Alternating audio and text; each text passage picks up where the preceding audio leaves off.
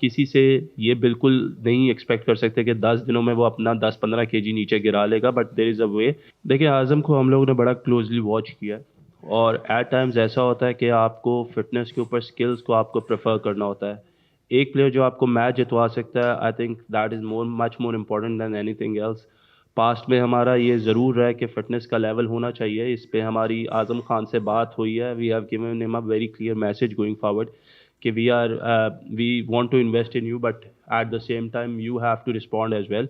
और ऑब्वियसली आप किसी से ये बिल्कुल नहीं एक्सपेक्ट कर सकते कि 10 दिनों में वो अपना 10-15 केजी नीचे गिरा लेगा, but there is a way.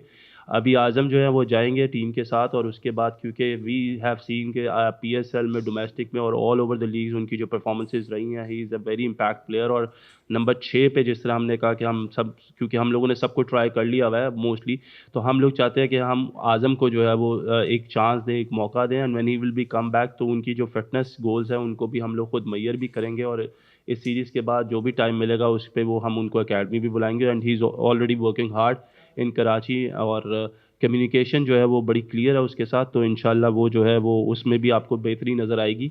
Going forward Shan Masood was also one of the probables जिनका हम लोगों ने जिस पे डिस्कशन हुई थी। uh, शान को हमने देखा है, हमें पता है शान की क्या कैपेबिलिटी है, क्या कैपेसिटी है, बट गोइंग फॉरवर्ड क्योंकि हमने कहा कि हमारे पास टाइम बहुत मिनिमम है, उसमें हम हर लड़के को मौका नहीं दे सकते, इसलिए शान को फ़िलहाल इस सीरीज़ के लिए हम लोगों ने कंसिडर नहीं किया। लेकिन अगर हमें उसकी ज़रूरत पड़ी एंड वी फील कि अगर वो गैप कोई फिल नहीं कर रहा, तो आप हो सकता है शान को इस टीम का हिस्सा देखें। हाँ भाई, बहुत से यंगस्टर पहली मरतबा इस सीरीज़ में नज़र आ रहे हैं। क्या जिस तरह भारत अपनी बी टीम तैयार कर रहा है सीनियर के पीछे, क्या उसी का आप लेके चल रहे हैं कि भारत की तर्ज पर हम बैकअप प्लेयर्स का तैयार करें? तो क्या यही एक है? अशर भाई देखिए, मैं ये समझता हूँ कि आपके सीनियर्स प्लेयर्स के साथ आपका यंग टैलेंट होना बहुत ज़रूरी है। आपके कुछ प्लेयर्स ऐसे हैं जो पाकिस्तान को रिप्रेजेंट करते हैं, और they are the best players going forward into the competitions.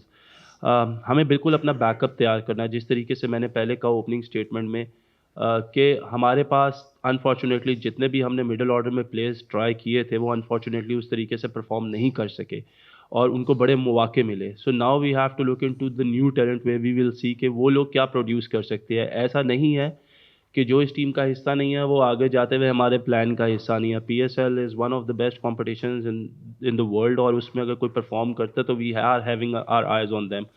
But going forward हमें अपना बैकअप ज़रूर तैयार करना है।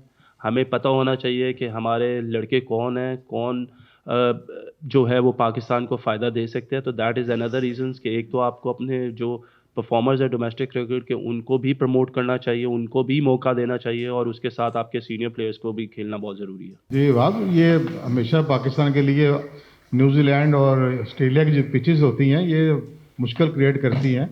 तो आपने बहुत ज़्यादा लड़के नए डाल दिए हैं इसमें, तो आप नहीं समझते कि इन लड़कों के लिए ज़रा सख्त ध्यान आपने डाल दिया पहले शुरू से ही? याकूब भाई, जो इंटरनेशनल लेवल पे जो क्रिकेट होती है ना, वो कभी भी किसी के लिए भी आसान नहीं होती। और जो आपके परफॉर्मर्स होते हैं जो डोमेस्टिक, आपका इसीलिए होता है कि आप अपने बेस्ट परफॉर्मर्स को जो है उधर से निकाल के उनको आगे लेकर आए।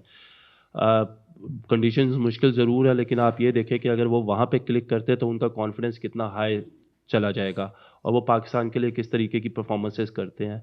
मैं पहले कहता हूँ कि हमें फेलियर से नहीं घबराना चाहिए। ये जो हम लोगों ने लड़के सिलेक्ट किए हैं, क्योंकि मिनिमम टाइम है, ऐसा नहीं है कि हम इनमें से किसी ने परफॉर्मेंस ना की तो हम उसको राइट ऑफ कर देंगे बिल्कुल, या हम कह देंगे कि ये हमारे प्लान्स का हिस्सा नहीं है।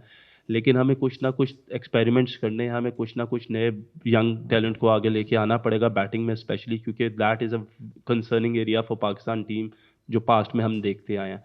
सो होपफुली फिंगर क्रॉस के अल्लाह करे कि ये लोग परफॉर्म करें, और अगर ये अच्छी कंडीशंस में अच्छी टीमों के अगेंस्ट परफॉर्म करेंगे तो गोइंग फॉरवर्ड इनका कॉन्फिडेंस भी बेहतर होगा और पाकिस्तान टीम को भी इसका फ़ायदा होगा।